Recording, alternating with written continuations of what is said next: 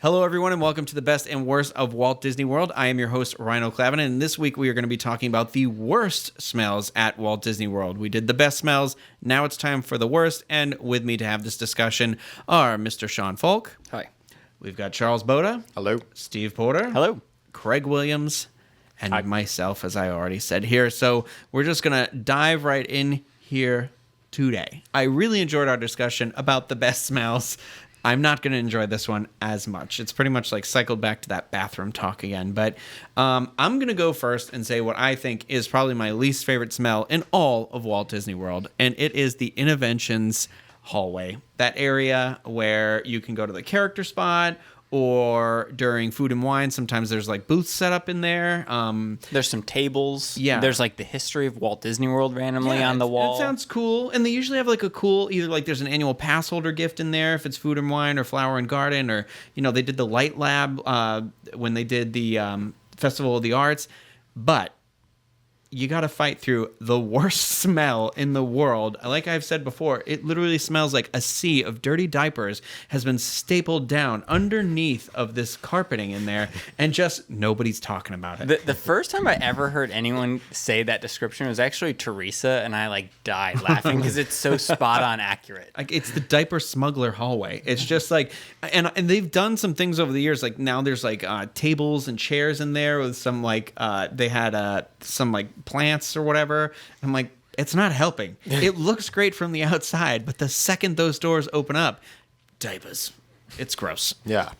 It's like somebody took 70 hard-boiled eggs and stuffed them inside a dead cat and then just shut it up in the walls there and let it simmer for a while. Yeah, it's a smell that will haunt your dreams. And while we're on that, there's actually 3 little areas right here. We're just going to dive right into these because they have very similar smell profiles. If you hop over to MouseGears, it's the worst.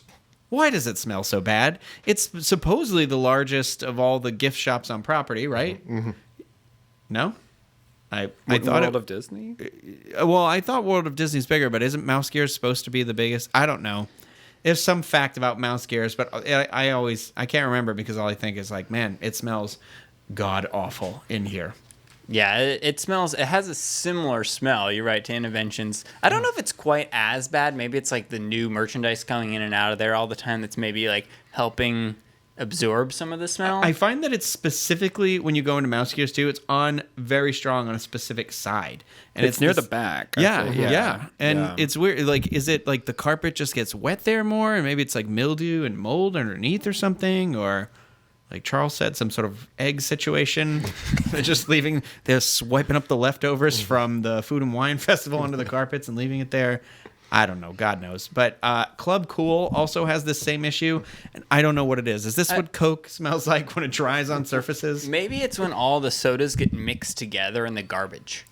It's because like people drink half a Beverly and then they're like, oh, this is horrible, and then they threw it in the garbage, and then it's probably like all the other sodas making this big potion of disgusting it's smells. So unfortunate because I really do enjoy the idea of Club Cool, like somewhere you can go and get just that little sample, you know, get your favorite one, whatever, or if you've never done it before, do them all. But it's just like you really have to like go in and just be like, it's like a testing your skills of serenity It also is testing the soles of your shoes too. Oh yeah. It's so sticky in there. But if you're wearing sandals, you're clawing the I feet asked down. one of the cast members once, I was like, how often do you guys have to mop in here? And they were like, oh, we mop every 5 minutes. And I thought they were leading into like 5 hours or something. I thought you they were were like, like 5 days. Yeah, or something. No, 5 minutes. So I'm like, so you really should just constantly be pushing a mop. Like, I don't know why you even stop. Good Lord. Yeah, gross. Anyway, those are mine that I'm going to start with. Steve, you got one? I think the Speedway in Tomorrowland. I love Tomorrowland because I work there, but there's no denying that the gas and fumes that come out of that attraction leave people lightheaded because it just smells so bad. See, I love that though. I'm one of those people that gets excited when you're pumping gas and you accidentally like spill the smell. some. Oh yeah, and you just get to smell it. I love that. See, smell. but I like the smell of like gasoline. I love that, but I don't like that. Like that's like nausea. Fumes. The fume smell is terrible, but I love the gasoline. I still like those because it's the gas fumes mixed with the smell of that rubber just disintegrating. I mean, I'm sure it's there should be like cancer warnings all Right. over it. The But Speedway is definitely the reason why there's a hole in the ozone layer over Florida. There is no question. If we ever do a top 5 most carcinogenic attractions in Walt Hey, Disney Lights, World. Motors, Action would have been on that too. Like, let's not kid ourselves. Yeah, I know what you're saying though. I take a deep breath and you're like, my lungs are black now. Like, Yeah. I love getting a nice high before I drive around the thing. a nice tire, like you just it's carbon monoxide poisoning is really what you're suffering from. Yeah. But so there's that. Charles, do you have one you want to throw out here? I do. One that hits you right on your way in, the monorail. You're in town. Yeah, it's oddly enough, it's weird because the recycled air and the plastic that they use for that system, I kind of like and have some nostalgia for, but it's that mixed with the people sweat and the weird, like, I understand that. There's pee in there somewhere. I understand that people aren't actively using it as a restroom. I'm not trying to give it like a bad name, but with so many people and a lot of children and probably like soiled diapers or whatever, yeah, it has occasionally, especially depending on which car and which day you get, it has a bit of a bathroom smell, definitely a BO smell, and it's starting to get a really bad mold smell to it as well. So it's just this, like, I wish you could crack a window there. I just wish that you could just like crack open a window and stick your head out while you're You traveling. could crack open a door. yeah, In fact, you don't have the choice. the small windows on the side don't do it anymore. But I think like something that compounds on top of that too is, as much as Disney pre-shows are sometimes a necessary part to the story, a lot of times when they're overpacked, you have a bunch of people who are sweaty and smell disgusting, and then inevitably one will make other bodily smells happen in there too. And so it's like, I've never been in a pre-show room unless I'm only with like 5 other people where I'm like, you know what? This isn't bad. This is okay. You said the thing about soy sauce in the last episode, and you won't say the word farting in this episode. I want people to use their imaginations. And We called it fluff in my house. Someone just fluffed. They could be tooting, they could be flatulating, they could be doing any of those things. Doesn't matter how you slice it or dice it. It's these pre-show rooms are a tiny, tiny area packed with too many people, and never any windows or doors except once the doors open up. Haunted mansion. So Yeah. I was thinking, it happens. It's gross. I'm going to give people tips too here about the monorail. That smell is going to be going through your head. If you're any like little bit of a germaphobe like I am, go get yourself to Target or CVS or Walgreens or something. You can buy the Lysol, the wet naps that come in the little pack. They're like $1. I keep them in every one of my backpacks, because the second you touch the side of that and you smell that thing, you're like, I am gross. So you're going to want that for you and the bench around you, because I am slowly becoming Howard Hughes as I get older. So you grab one of those metal poles everybody has grabbed. Oh, yeah. And you're like, what's this oil on it? And you're like, human. Yeah. Human. So another one I find kind of gross. It is my favorite resort. It is Fort Wilderness, but I don't know if it's always been this way or within the last couple of years or something like that. The horseback riding area is in the front. So once you park and get out of your car, you are greeted with a very strong horse poop smell. Manure. Yeah, it is strong, and it's a weird way to get welcomed in. But I guess if that's where they have to put the stables, then that's where they have to put him. Yeah, I love the horses. Don't get me wrong. Yeah. Nothing about that. It is one of the.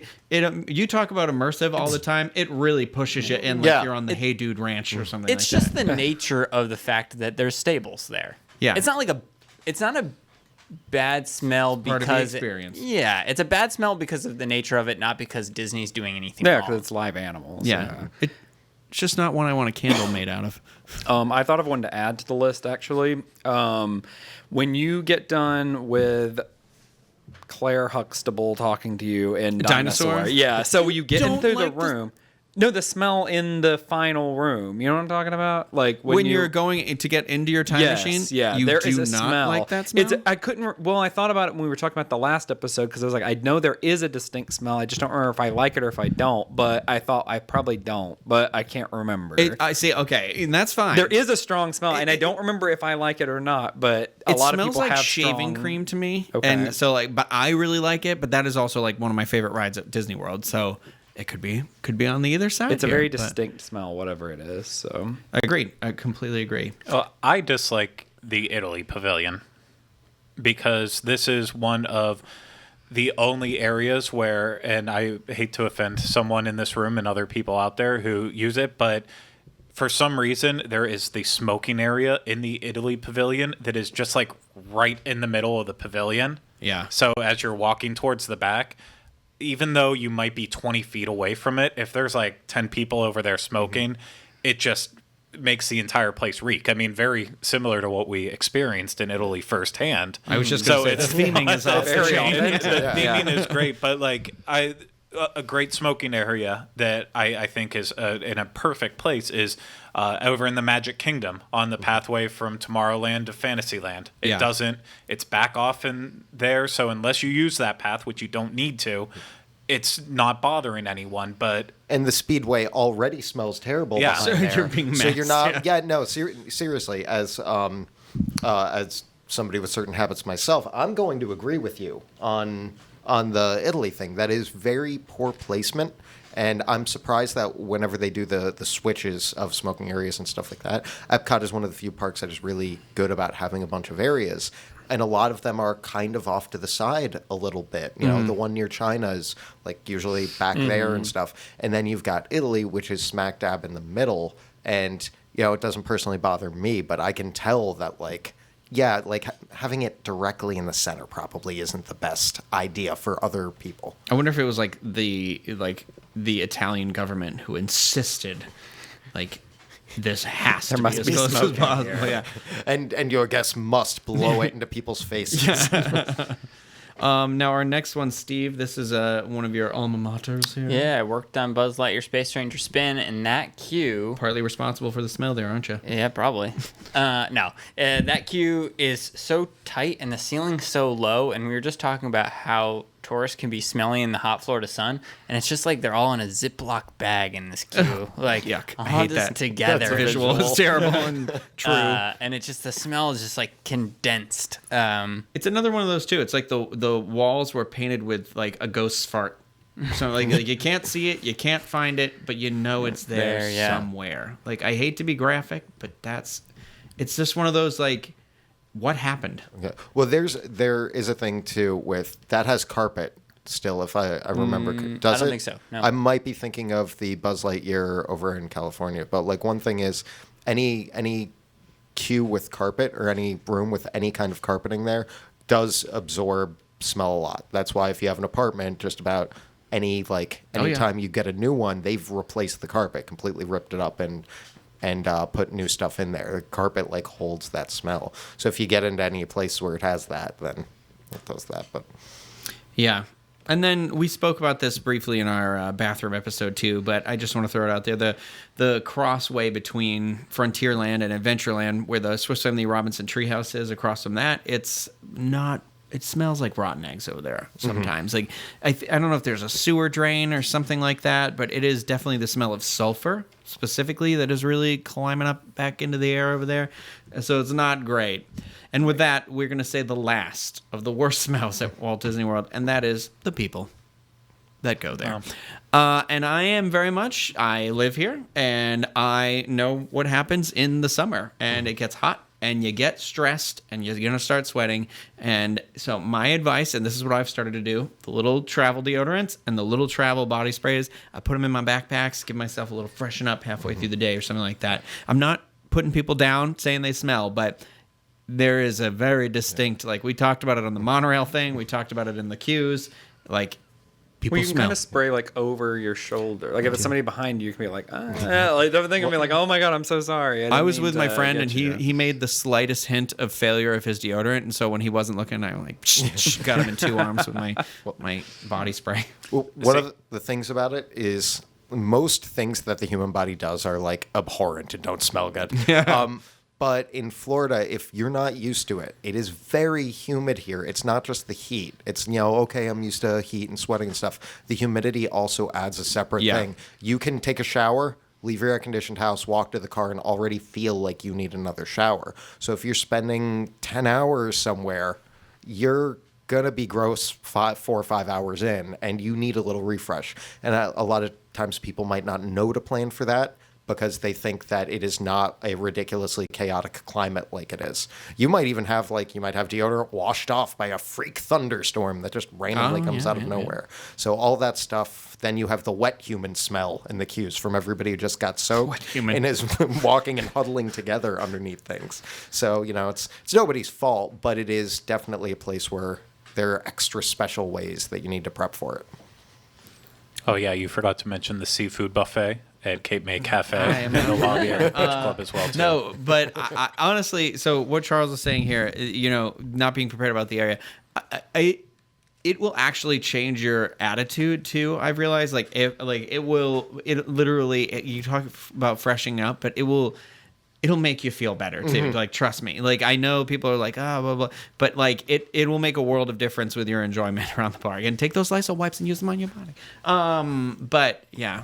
And Craig said something about some terrible beach club seafood smell. Blah, blah, blah. You should smell it. But anyway, to recap our worst smells, we have Innoventions, MouseGears, Club Cool at Epcot, Speedway, Monorail, Fort Wilderness parking lot, the Buzz Lightyear queue, bathrooms across from the Swiss Family Robinson Treehouse, and you, the people.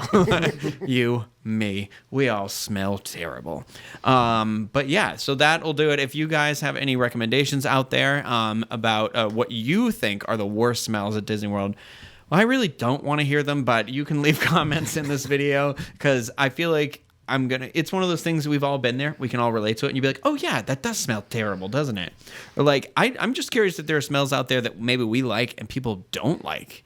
Like someone has an aversion to the smell of pineapple Dole Whip or something like that. But So leave comments in the video. As always, feel free to like this video. You can subscribe to the channel. That would be wonderful. If you like us. If not, what are you doing here? Get out of here. But that'll do it for this episode. Thank you guys for having this discussion with me. And we'll see you again in the next episode.